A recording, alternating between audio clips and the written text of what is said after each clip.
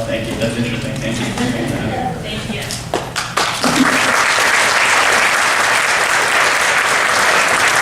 Thank you, Dr. Rosenbaum. Yeah, moving right along, thank you for holding your questions. We will, even if we need to get to them as follow-up, you can use them to address them at our panel today, but also our physicians are generally very happy to help us afterwards as well. Next up, we have Alex Chicos, who's a physician at Northwestern University to discuss cardiac manifestations. Thank you.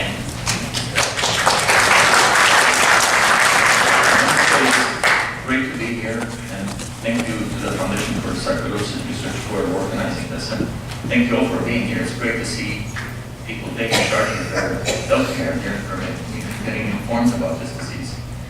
And I read this brochure that's in your material, and I think it's excellent, actually. It's a great resource.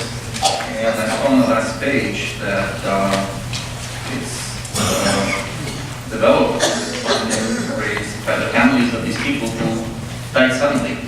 So I think this is very important, cardiac sarcoidosis, and this is why we're here, to try to prevent this from happening.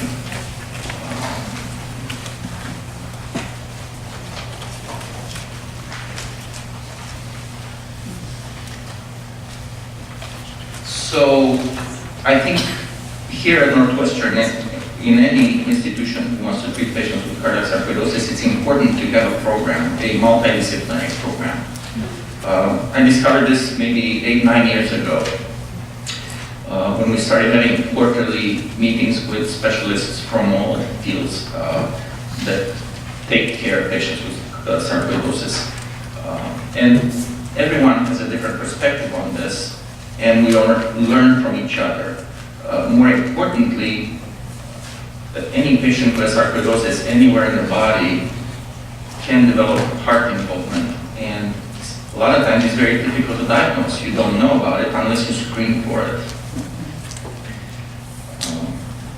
And in addition to a multidisciplinary program, I think it's important to try to learn more about this, and that's why we participate in this international registry.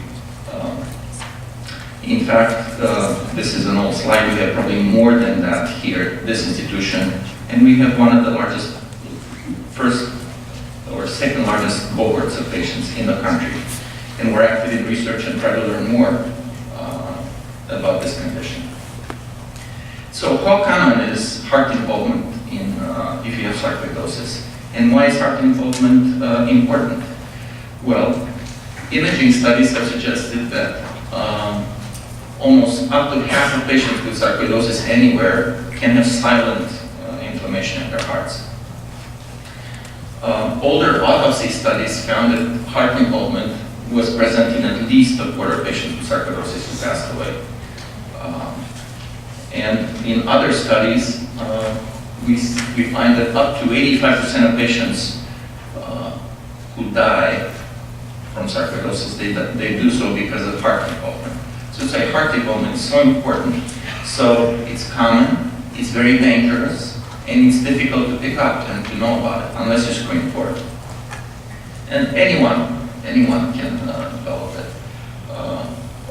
In this registry that we're part of, we looked at data in 2015. Out of 275 patients, almost half were Caucasians, a third were African Americans, and you have other races present there as well, Asian, Hispanics, Native Americans, and other.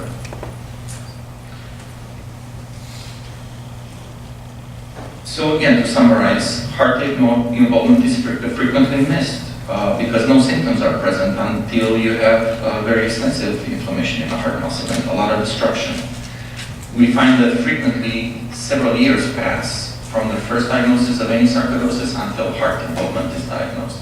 Maybe heart involvement develops over time, but also there are symptoms and manifestations that are missed because a lot of clinicians may not think about sarcoidosis. It's such a, as my colleague said, protein disease. In other words, you can present with any symptom that's just not specific. A lot of things can cause the same thing. So if you don't think about it, and you're running a place where you're not seeing a physician who is very sensitized about this, you may get missed for a while. So there is a need for screening. I initially thought that I should show this because I thought it may be scary for patients who don't look at this every day, but after seeing what my colleagues showed earlier, I feel better. So this is what sarcoidosis can do to the heart muscle. This is an autopsy picture, or maybe after heart transplant. And you see the white stuff is sarcoidosis. It may reflect inflammation and granulomas. It may also reflect scarring, permanent scarring. Some of it is treatable with immunosuppressants. Some of it is permanent. And all that damage, so whatever you can get of the skin or in the brain, you can also get in the heart, and it can have bad consequences. If someone presents with something like this and you make this diagnosis, how does the person function? I mean, does he have they have heart flow? Right, yeah. Yeah. How do you know? What are the symptoms Yeah. and consequences for the patient? So here it is. This is your heart. When I talk to patients, I tell them it's like your house. It has walls made out of muscle. It has rooms or chambers. It has valves, which are like the doors between the rooms that open and close. It has a plumbing system, which you don't see here very well. If that gets clogged, people get heart attacks, and that's what most people know about.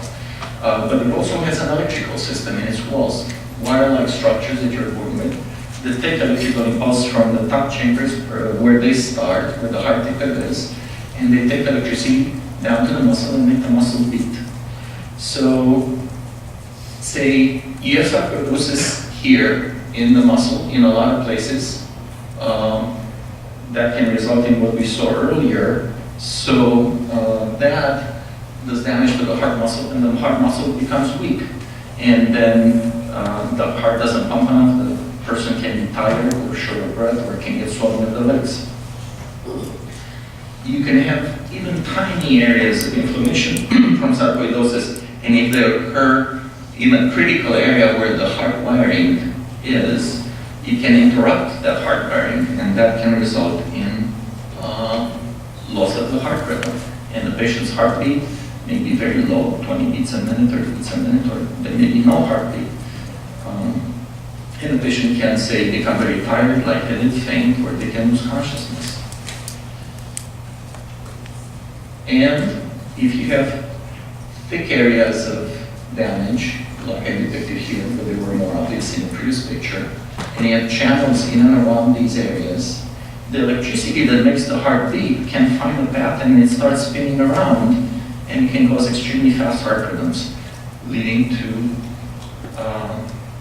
cardiac arrest. Cardiac arrest is most of the time a very, very fast heart rhythm.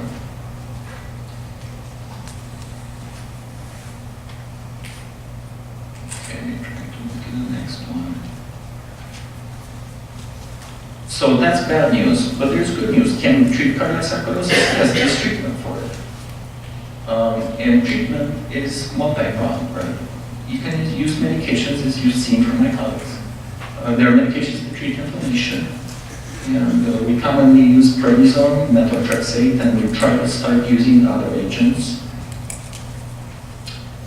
There are multiple medications that help the heart get stronger and ease the workload on the heart and help it pump to the rest of the body so the patient feels better, and they've been shown in trials in other classes of patients, in other diseases, that they can improve survival and they improve the heart pumping. We also have medications to treat heart rhythms. Now, if those fail, where the patient, say, has other problems, we can use certain devices like pacemakers and defibrillators. I'm not sure what those are. And we can do radiofrequency ablation when we go in the heart and try to chlorize some of those channels that I showed you where cardiac arrest and bad heart rhythms can happen.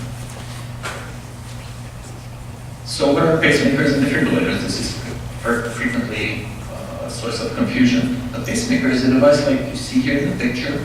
It stays up here under the skin, and it connects to the heart with the wire or two. They go through a vein and they reach the heart, and then it attaches to the heart muscle here. And you kind of electrical signals that can keep the heart beating if the patient does not have their own heartbeat. What is a defibrillator? It's a little bigger because it's a pacemaker with a bigger battery and a capacitor. And what it can do, it can give you a big jolt if it detects that you develop cardiac arrest. And it can save your life doing that. Automatically. I tell the patients, it's like you have your own crew of paramedics following you everywhere you go. Ready to save your life. We hope you never need it, but in case you need it, it's there. What is radiofrequency ablation? Well, we use that to treat normal fast rhythms, as I showed you before.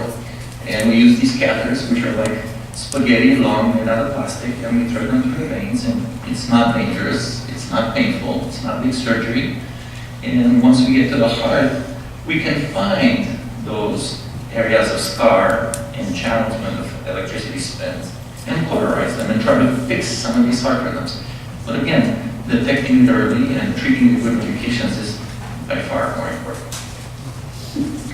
So just to show you what treatment can do, this is one of the tests that my colleagues earlier talked to you about. It's called PET scan, where we administer sugar, essentially glucose, in the bloodstream, and that sugar is marked the radioactive isotope, and it gathers in inflammation cells. Of course, it's very important to keep a special diet for at least 24 hours, if not longer, before, to make sure it collects only the inflammatory cells. So here, maybe it's a little hard to see. However, this patient had this white area, which is all inflammation from sarcoidosis in the heart, here and here. It's like a slice through your body. And the patient started treatment, and then several months later, 5 months later, there is still some inflammation there. So we use this PET scan to try to monitor response to treatment.